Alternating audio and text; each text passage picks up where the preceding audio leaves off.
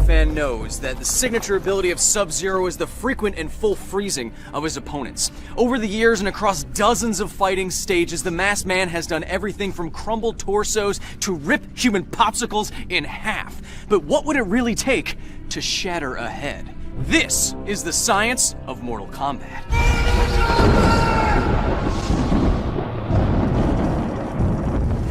Welcome to my Mortal Kombat version of the Void, a region of time and space complete with a legion of minions ready to do my science-y bidding. We have entire areas here dedicated to the overanalysis of gratuitous kicking and punching.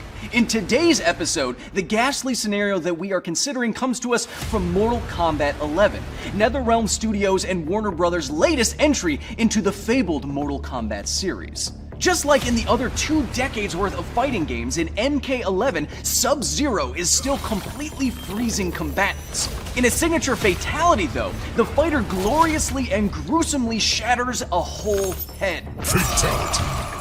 So, we are here today to test both how possible it is to freeze a head quickly and shatter it efficiently, without shattering our hands. And if we can't replicate in a more realistic fashion what we see Sub-Zero do in the game, we're going to ramp it up until we do. So, minion! Get your best pair of gloves. We got some testing to do. Get your gloves. Go! Get out of here. Look, I'm not mad at them. They just never bring their gloves. First, we need to know exactly what we're dealing with. As you probably know, plain old water freezes at 0 degrees Celsius or 32 degrees Fahrenheit. Human flesh is mostly water, but getting it to freeze and freeze fast isn't so simple. For example, if you wanted to turn my head into a chunk of frozen flesh, you would have to encourage the heat in my head to flow out of it. Now, this happens naturally. Heat always flows from areas of high temperature to areas of low temperature. But if we want this process to happen quickly, we're gonna have to get a lot colder than this. At and below negative 180 degrees Celsius, even gases like hydrogen, nitrogen, and oxygen start to liquefy. We loosely define this point as the start of so-called cryogenic temperatures. And when we mere mortals want to freeze something as quickly as possible, we subject an object to cryogenic temperatures in a process called flash freezing. It simply involves putting an object like, a chicken leg or your mortal enemy's flaming skull in direct contact with cryogenic fluid. The larger the temperature difference between the object and the surroundings, the faster it will freeze, but the term flash in flash freezing is a bit misleading. Flash freezing, like you'd expect Sub-Zero to employ, is very useful in the food industry because it can freeze food so quickly that ice crystals don't have time to get out of control. Freeze something organic quickly enough and the ice crystals that form inside of that piece of food or whatever are small and uniform. If the process takes too long, the ice crystals become large and jagged, which can pierce the cell walls, destroying the cells, destroying parts of the food. This is what freezer burn is. But the fastest this flash freezing can happen, even in the best case, is minutes to hours. Unlike what we've seen Sub-Zero do for decades, you simply cannot freeze a chunk of flesh in seconds. If you could, the food industry probably would have figured that out years ago and saved themselves billions. In our testing, we are going to use probably the most famous cryogenic substance there is, liquid nitrogen, to see just how long it takes to mostly freeze our head analog. And then we are going to test its smashability. Man, it is freezing in here. No matter what we say theoretically, we still have to actually test putting a flesh analog in cryogenic fluid. So to help me do that, I've enlisted the help of science YouTuber, super nerd, and friend, Alan Pan. Hey Alan, what you cutting up? Hi Kyle, just what I normally do on a weekend morning. Cutting up a head?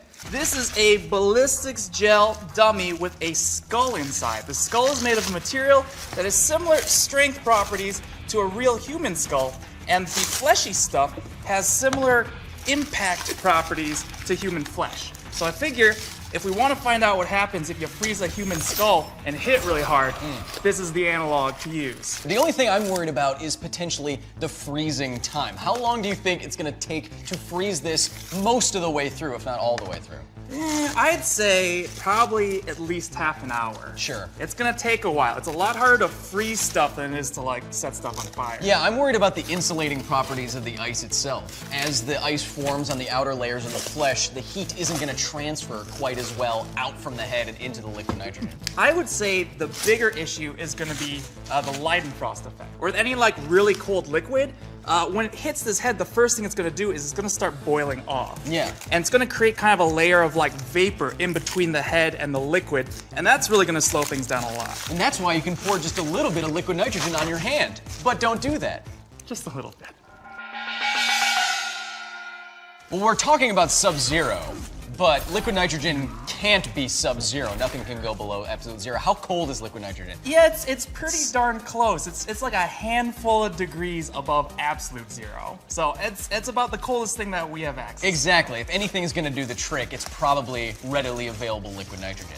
And what I think might happen here is that if we freeze the head, put it in contact with these cryogenic temperatures, the flesh might transition to a more crystalline phase and maybe be more brittle? So more easily shatterable? What do you think? You mean the glass transition temperature? I mean, if you want to get technical about it. Normally, our pretty sticky boy here Stop doing that. is kind of pliable and he's soft. Yes, I can feel that. But under a certain temperature, this material becomes very brittle and hard. Yeah. And that's when, if anything, you're gonna be able to shatter it. Sure, and that's still close to what human flesh would do, which is the point of this. Yeah, just about. All right, well, I'll let you get to it, and you figure out how long it will take to freeze this head pretty much all the way through. All right, I'll think about that. Okay. Don't kiss it. Here you go, little buddy. Oh, it's so cold. It's okay. I'm right here. Brutality. While our head freezes, we want to establish at least what a successful test will look like. So first, we want to test if you can shatter a head Sub-Zero style under human power. So I'm going to use one of my minions' real hands to see if they can do that. But if their hands can't handle it, just put some ice on it, you'll be fine. If one of my minions' hands can't handle it, then hopefully Alan will come up with some kind of way to replicate what we see in Mortal Kombat 11. I think that we will have a successful test if we can freeze a head in a decent amount of time and get a shatter ability that is fatality worthy. The heads are ready? The heads are ready what? The heads are ready, Grandmaster Dr. Professor Kyle. Thank you. You may go. It's really not that hard. Finish him. Okay, hey Alan. Hi, Kyle. Looks like our heads are just about fully frozen. How long did that take? 5 or 10 minutes? Nowhere near the amount of time that we see in the game, but we can still test its shatterability. Yes. We have it set up pinata style, just like we see in the fatality in Mortal Kombat 11, which is great. But now we need someone who can punch it. And guess who I have? Not you. 2 Division, UFC World Champion, Daniel Cormier. Wow. You have everyone in here. Sure do, buddy. What's going on?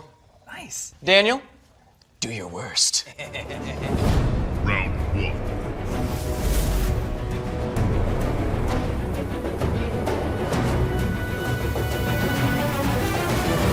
Fight!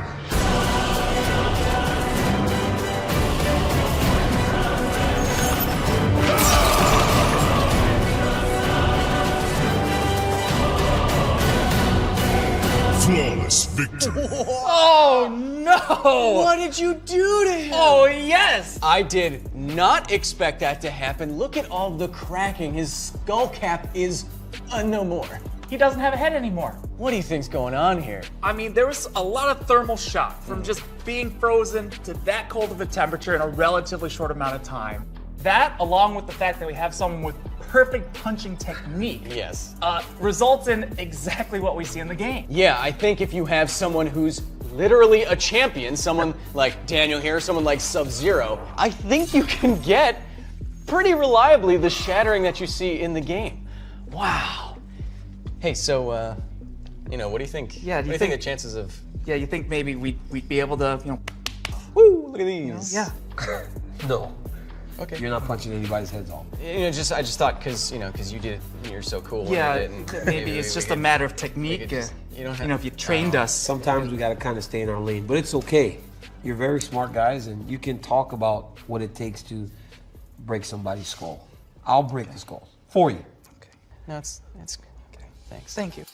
We set out today to test whether or not you could really shatter a whole human head like we see Sub-Zero do in Mortal Kombat 11, and I think this move is surprisingly doable, even though it takes way longer than we see in the game to freeze a whole human head. If you have experienced fighters with enough punching power, then you can get some of the shattering that we see in the game. So, until next time, I'll see you in the void. Coming up next on the science of Mortal Kombat. Oh no, what is it now?